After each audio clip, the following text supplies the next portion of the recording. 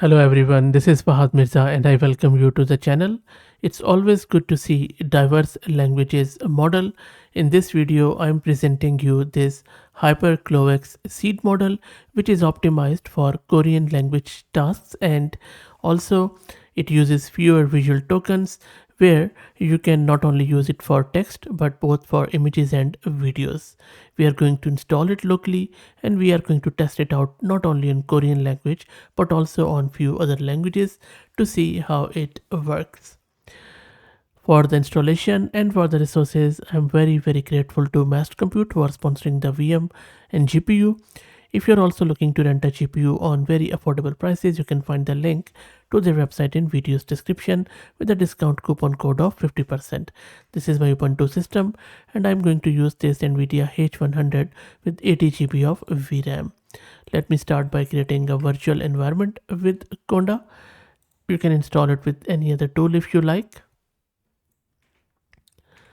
And then I'm going to install all the prerequisites, which primarily include torch vision and that sort of stuff, the standard. So let's wait for it to get installed and then we will move forward. While that happens, let's talk a bit more about this model. Now, the architecture is quite familiar for this model.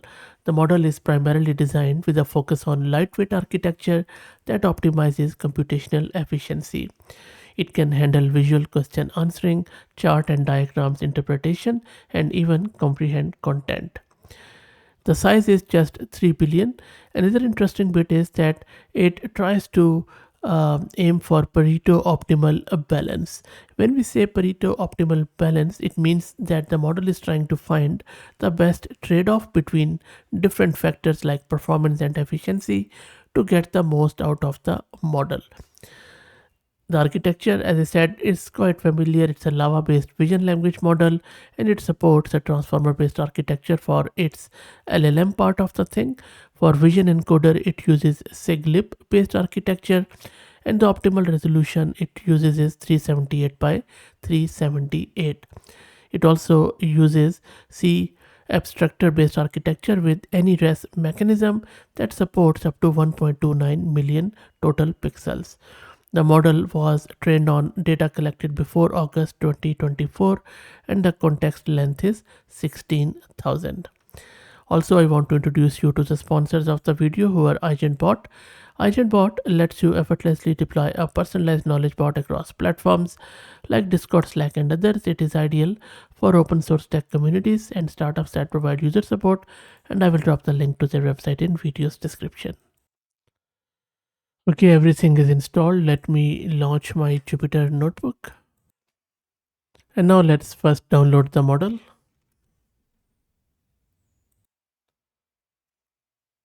And the model is getting downloaded.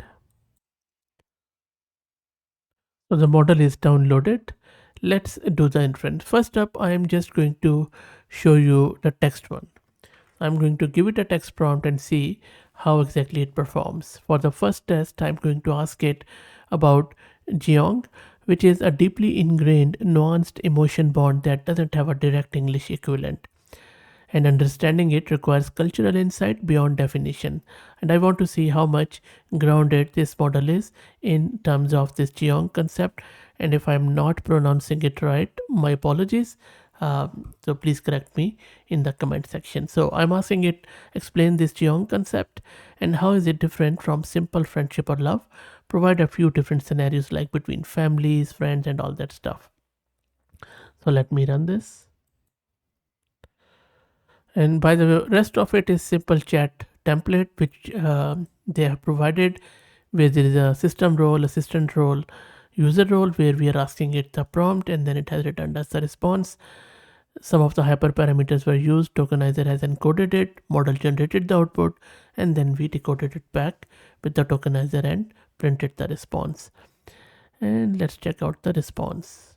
There you go. So wow, the response looks quite good.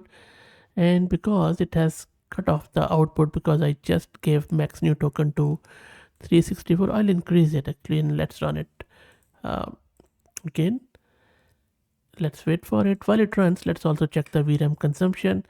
So consuming around just touch over 8 GB of VRAM, not bad. Okay, so let's go back. It is still printing out the response and it has come back. So let's check it out. So it is first understanding what exactly we are asking.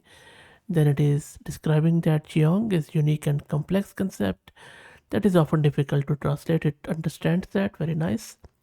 In contrast to simple friendship, Jeong involves a deeper level of emotional intimacy and sense of mutual understanding. It is not based solely on rational or transactional reasons. How beautiful that is. And now it is talking about between family members, close friends, and neighbors. This is beautiful. And you know what? I'm going to digress a bit. This is what I really love about this YouTube channel. That I get to learn a lot of new things about different cultures and look at this Korean concept. I think one of the most beautiful thing I have heard in some time from across the world. So beautiful stuff. Anyway, so it has also given us a summary. So if you check out the model's response, I think it is exceptionally well. Let's check out one more Korean concept, which is about Benchen. It is about some cultural significance in Korean meal, and there is a variety and presentation of this. I'm not going to ask it about kimchi, everyone knows about it. So let's check it out. So it says it refers to the side dishes that accompany a Korean meal. They're not just about flavor or nutrition, they carry a deep cultural significance. Communal eating, hospitality, cook's effort and affection, and then there is a summary too. Very, very nice. I think I need to go to Korea. Okay, so this is well and good. Let's try to see if it is multilingual or not. So I am asking it to translate I love you in various languages and also translate it any random language of model's choice. So let's go down, let's check it out. So Korean looks good, Czech looks good, Arabics look good. I'm not sure Hindi is, I have no idea what this word means. If you're a Hindi speaker, please let me know. I don't think so it is correct, but let me know. I don't think the Swahili is correct. Chinese looks good. I'm not sure. I don't think so. This one is good. Japanese, please let me know if you're a Japanese speaker. German looks good. I don't think so. Indonesian is correct. Spanish is good. Ancient runes, so it's not familiar with it. Nope. So Urdu is not good. So that is fine. But you know what? It is geared toward Korean, but still it was able to cover many languages, and you already saw that its English is quite good. Next, let's check the VLM side of things. So all I'm doing here, I'm just providing it this image with some Korean text, and I'm asking it to extract the text from the image. And then I'm just using this chat template. I'm using the model to generate the output with these hyperparameters. Tokenizer is decoding it back and we are printing it. So let's run this. And there you go, it was pretty fast. Let me visually compare it, and if you're a Korean speaker, please also advise. But I think if I look it visually, looks really spot on to me. I don't think so there is any mistake, but let me know because I can just visually check it all the characters with this beautiful script. So look, really good effort in terms of the model HyperCLOVA X. Let me know what do you think. If you like the content, please consider subscribing to the channel. If you're already subscribed, please share it among your network as it helps. Thank you for watching.